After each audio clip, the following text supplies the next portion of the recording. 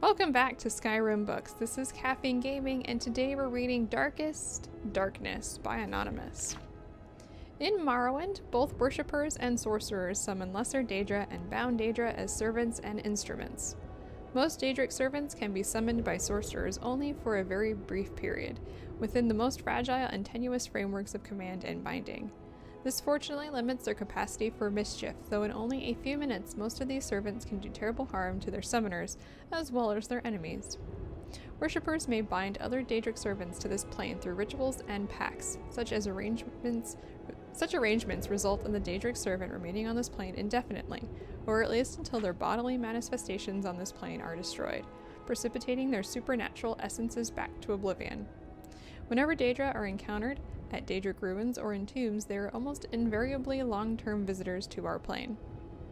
Likewise, lesser entities bound by their Daedra lords into weapons and armor may be summoned for brief periods or may persist indefinitely, so long as they are not destroyed and banished. The class of bound weapons and bound armor summoned by temple followers and conjurers are examples of short-term bindings. Daedric artifacts like Maruna's Razor and the Mask of Clavicus Vile are examples of long-term bindings. The Tribunal Temple of Morrowind has incorporated the veneration of Daedra as lesser spirits subservient to the immortal Almsvi, the triune godhead of Almalexia, Sotha Sil, and Vivek. The subordinate Daedra are divided into the good Daedra and the bad Daedra. The good Daedra have willingly submitted to the authority of the Almsvi. The bad Daedra are rebels who defy the Almsvi, treacherous kin who were more often adversaries than allies. The good Daedra are Boethia, Azura, and Mephala. The Hunger is a powerful and violent lesser Daedra associated with Boethia, father of plots, a sinuous, long-limbed, long-tailed creature with a beast-skulled head, noted for its paralyzing touch and its ability to disintegrate weapons and armor. The Wink Twilight is a messenger of Azura, goddess of dusk and dawn. Wing Twilights resemble the feral harpies of the west, though the feminine aspects of the Wing Twilights are more ravishing, and their long, sharp, hooked tails are immeasurably more deadly.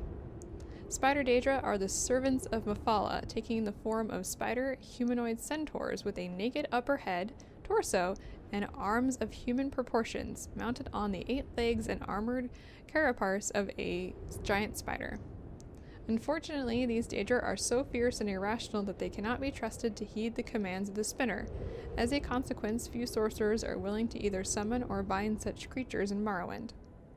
The bad Daedra are Marunas Dagon, Malakath, Sheogorath, and Molag Bal.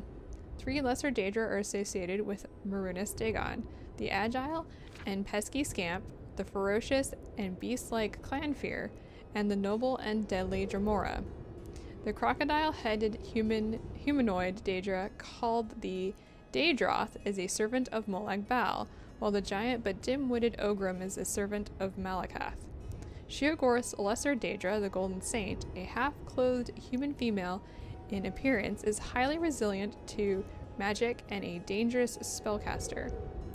Another type of lesser Daedra often encountered in Morrowind is the Atronach, or Elemental Daedra. Atronachs have no binding kinship or alignments with the Daedra lords, serving one realm or the other at whim, shifting sides according to seduction, compulsion, or opportunity.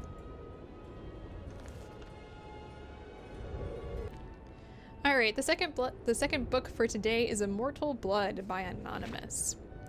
The moons and stars were hidden from sight, making that particular quiet night especially dark. The town guard had to carry torches to make their rounds, but the man who came to call at my chapel carried no light with him.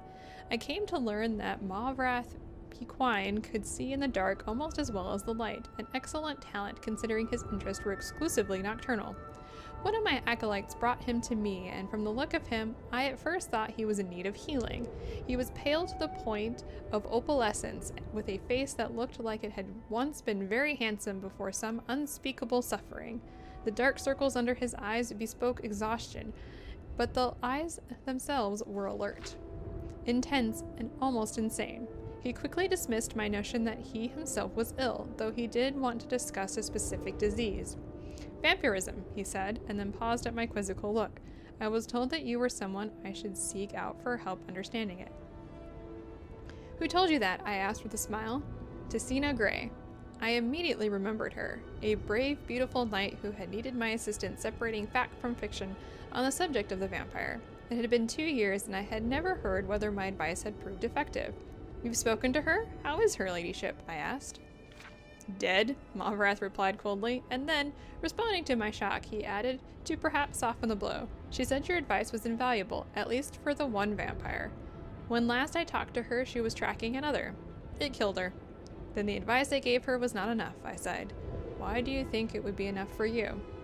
I was a teacher once myself, years ago, he said. Not in a university, a trainer in the Fighters Guild. But I know that if a student doesn't ask the right questions, the teacher cannot be responsible for his failure. I intend to ask you the right questions. And that he did, for hours. He asked questions and I answered what I could, but he never volunteered any information about himself. He never smiled. He only studied me with those intense eyes of his, committing every word I said to memory. Finally, I turned the questioning around. You said you were a trainer at the Fighters Guild. Are you on an assignment for them? No, he said curtly. And finally I could detect some weariness in those feverish eyes of his. I would like to continue this tomorrow night, if I could. I need to get some of the sleep and absorb this. You sleep during the day, I smiled. To my surprise, he returned the smile, though it was more of a grimace. When tracking your prey, you adapt their habits. The next day, he did return with more questions. These ones very specific. He wanted to know about the vampires of eastern Skyrim. I told him about the most powerful tribe, the Volkir, paranoid and cruel, whose very breath could freeze their victims' blood in their veins. I explained to him how they lived beneath the ice of remote and haunted lakes, never venturing into the world of men except to feed. Malvarth Pequine listened carefully and asked more questions into the night until at last he was ready to leave. I will not see you for a few days, he said, but I will return and tell you how helpful your information has been. True to his word, the man returned to my chapel shortly after midnight 4 days later. There was a fresh scar on his cheek, but he was smiling that grim but satisfied smile of his. Your advice helped me very much, he said, but you should know that the Volkir do have an additional ability you didn't mention. They can reach through the ice of their legs without breaking it. It was quite a nasty surprise, being grabbed from below without any warning. How remarkable, I said with a laugh, and terrifying. You're lucky you survived. I don't believe in luck. I believe in knowledge and training. Your information helped me, and my skill at melee combat sealed the bloodsucker's fate. I've never believed in weaponry of any kind. Too many unknowns. Even the best swordsmith has created a flawed blade. But you know what your body is capable of. I know I can land 1,000 blows without losing my balance, provided I get the first strike. The first strike, I murmured. So you must never be surprised. That is why I came to you, says Malvrath.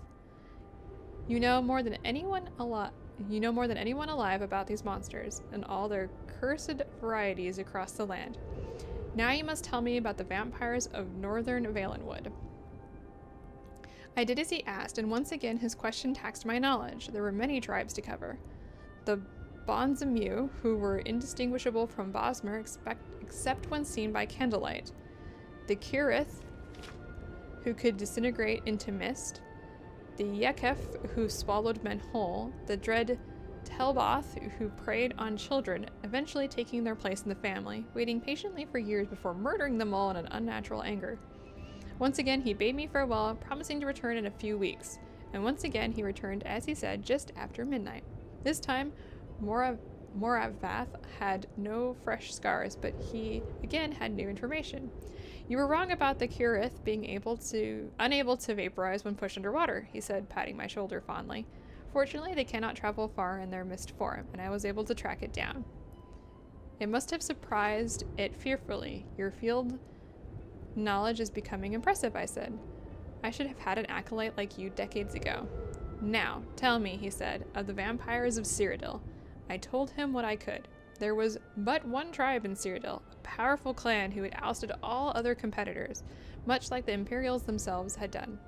Their true name was unknown, lost in history, but they were experts in concealment. If they kept themselves well fed, they were indistinguishable from living persons. They were cultured, more civilized than the vampires of the provinces, preferring to feed on victims while they were asleep, unaware. They will be difficult to surprise, Malvarth frowned. But I will seek one out, and I will tell you what I learn. and then you will tell me of the vampires of High Rock and Hammerfell and Elsewhere and Blackmarsh and Morrowind and the Somerset Isles, yes? I nodded, knowing that this man on an eternal quest. He wouldn't be satisfied with but the barest hints of how things were. He needed to know it all. He did not return for a month, and on the night that he did, I could see frustration and despair, though there were no lights burning in my chapel. I failed, he said as I lit a candle. You were right, I couldn't find a single one. I brought the light up to my face and smiled. He was surprised, even stunned by the pallor of my flesh, the dark hunger in my angel's eyes and the teeth. Oh yes, I think the teeth definitely surprised the man who could not afford to be surprised. I haven't fed in 72 hours, I explained as I fell on him. He did not land the first blow, or the last. That's all for today. I hope you enjoyed these 2 books, and I will see you next time.